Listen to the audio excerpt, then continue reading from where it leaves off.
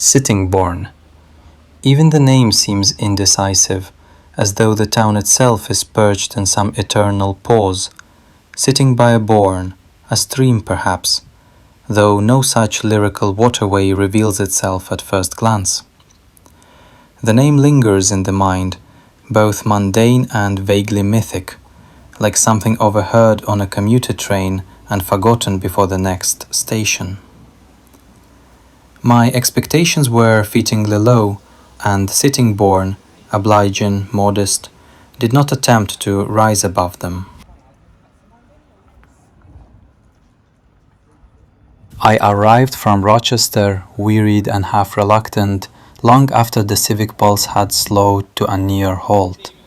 The streets were sealed in that particular English quiet which is neither tranquil nor tense, simply hollow. Shops shuttered, lights dead, a theatre of absence.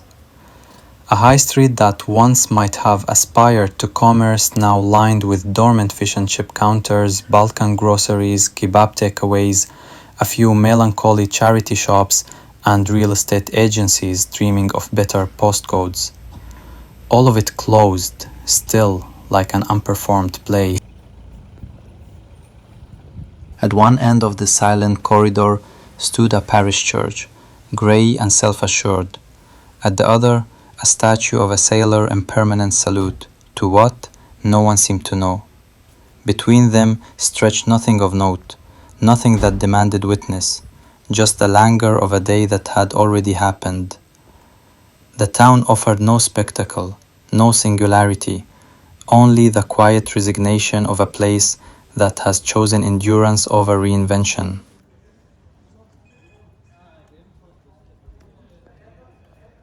A few drunk voices floated through the cooling air, raucous but faint, like static from another era. Some high school girls passed, their eyes sharp and performative, offering mocking half-smiles that dissolved before they fully formed. And then nothing again. No danger, no delight, just the heavy quiet of a community long accustomed to retreat. One can walk 1,000 steps here and see only life behind curtains. The performance happens indoors, and the streets are only its discarded stage.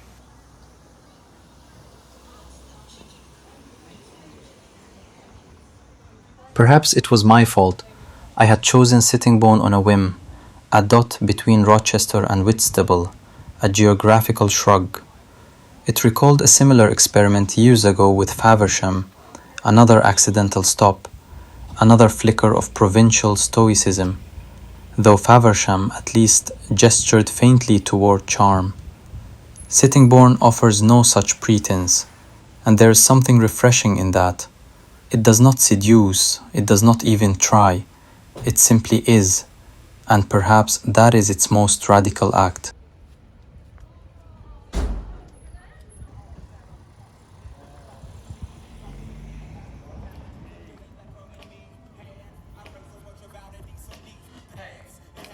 I'll be back. Where's the fight